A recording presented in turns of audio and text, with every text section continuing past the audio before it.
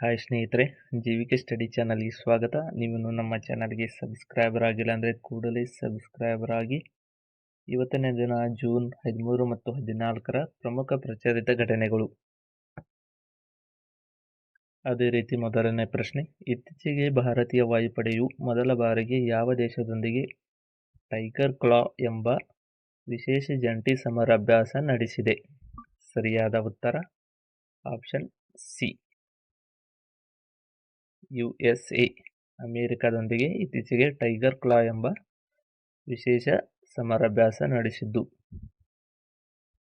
Next question, 2025ರ ವಿಶ್ವ ಆರ್ಥಿಕ ವೇದಿಕೆಯ ಜಾಗತಿಕ ಲಿಂಗ ಅಂತರ ವರದಿಯಲ್ಲಿ ಭಾರತ ಎಷ್ಟನೇ ಸ್ಥಾನದಲ್ಲಿದೆ? ಸರಿಯಾದ ಉತ್ತರ ಆಪ್ಷನ್ ಬಿ, 131ನೇ ಸ್ಥಾನ. 2025ರ ವಿಶ್ವ ಆರ್ಥಿಕ ವೇದಿಕೆ ಜಾಗತಿಕ ಲಿಂಗ ಅಂತರ ವರದಿಯಲ್ಲಿ ಭಾರತ 131ನೇ ಸ್ಥಾನದಲ್ಲಿದ್ದು. ನೆಕ್ಸ್ಟ್ ಕ್ವಶನ್, ಇತ್ತೀಚೆಗೆ ಗೌರವ ಚಿರತೆ ಪ್ರಶಸ್ತಿಯನ್ನು ಯಾರಿಗೆ ನೀಡಿ ಗೌರವಿಸಲಾಗಿದೆ?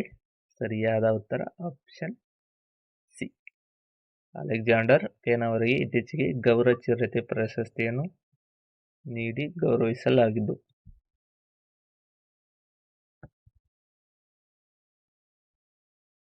ನೆಕ್ಸ್ಟ್ ಕ್ವಶನ್, ಇತ್ತೀಚೆಗೆ ಗ್ಯಾನ್ ಪೋಸ್ಟ್ ಎಂಬ ಅಂಚೆ ಸೇವೆಯನ್ನು ಇತ್ತೀಚೆಗೆ ಯಾರು ಪ್ರಾರಂಭಿಸಿದ್ದಾರೆ?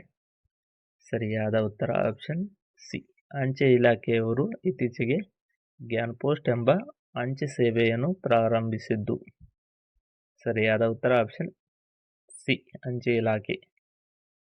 ನೆಕ್ಸ್ಟ್ ಕ್ವಶನ್, ಇತ್ತೀಚೆಗೆ ಯಾವ ಭಾರತೀಯ ನಗರವನ್ನು ಕ್ರಿಯೇಟಿವ್ ಸಿಟಿ ಆಫ್ ಗ್ಯಾಸ್ಟ್ರೋನಮಿ ಎಂದು ನಾಮನಿರ್ದೇಶನ ಮಾಡಲಾಗಿದೆ? ಸರಿಯಾದ ಉತ್ತರ ಆಪ್ಷನ್ ಎ, ಲಕ್ನೋವನ್ನು ಇತ್ತೀಚೆಗೆ ಕ್ರಿಯೇಟಿವ್ ಸಿಟಿ ಆಫ್ ಗ್ಯಾಸ್ಟ್ರೋನಮಿ ಎಂದು ನಾಮನಿರ್ದೇಶನ ಮಾಡಲಾಗಿದ್ದು. ನೆಕ್ಸ್ಟ್ ಕ್ವಶನ್, ಇಸ್ರೋದ ಮಾಜಿ ಅಧ್ಯಕ್ಷರಾದ ಎಸ್ ಸೋಮನಾಥ್ ಅವರು ಇತ್ತೀಚೆಗೆ ಯಾವ ಖಾಸಗಿ ವಿಶ್ವವಿದ್ಯಾಲಯದ ಕುಲಪತಿಯಾಗಿ ನೇಮಿಸಲಾಗಿದ್ದು? ಸರಿಯಾದ ಉತ್ತರ ಆಪ್ಷನ್ ಬಿ, ಚಾಣಕ್ಯ ವಿಶ್ವವಿದ್ಯಾಲಯ ಬೆಂಗಳೂರಿನ ಖಾಸಗಿ ವಿಶ್ವವಿದ್ಯಾಲಯದ ಕುಲಪತಿಯಾಗಿ ನೇಮಿಸಲಾಗಿದ್ದು. ನೆಕ್ಸ್ಟ್ ಕ್ವಶನ್, 2025ರಲ್ಲಿ 2023ರ ಶಂಕರದೇವ ಪ್ರಶಸ್ತಿಯನ್ನು ಯಾರಿಗೆ ನೀಡಲಾಗಿದೆ? ಸರಿಯಾದ ಉತ್ತರ ಆಪ್ಷನ್ ಎ, ಸೋನಾಲ್ ಮಾನ್ಸಿಂಗ್ ಅವರಿಗೆ 2025ರಲ್ಲಿ 2023ರ ಶಂಕರದೇವ ಪ್ರಶಸ್ತಿಯನ್ನು ನೀಡಿ ಗೌರವಿಸಲಾಗಿದ್ದು. ನೆಕ್ಸ್ಟ್ ಕ್ವಶನ್, ಇತ್ತೀಚೆಗೆ ವಿಮಾನ ಅಪಘಾತದಲ್ಲಿ ಯಾವ ರಾಜ್ಯದ ಮಾಜಿ ಮುಖ್ಯಮಂತ್ರಿ ನಿಧನರಾದರು? ಸರಿಯಾದ ಉತ್ತರ ಆಪ್ಷನ್ ಸಿ, ಗುಜರಾತ್. ಸರಿಯಾದ ಉತ್ತರ ಆಪ್ಷನ್ ಸಿ, ಗುಜರಾತಿನ ವಿಜಯ್ ರೂಪಾನಿ ಅವರು ಅಲಹಾಬಾದ್ ವಿಮಾನ ದುರಂತದಲ್ಲಿ ಮರಣ ಹೊಂದಿದ್ದು. ಅವರು ಮಾಜಿ ಮುಖ್ಯಮಂತ್ರಿಯಾದ ವಿಜಯ್ ರೂಪಾನಿ ಈ ವಿಮಾನ ದುರಂತದಲ್ಲಿ ಮರಣ ಹೊಂದಿದ್ದು. ಸರಿಯಾದ ಉತ್ತರ ಆಪ್ಷನ್ ಸಿ.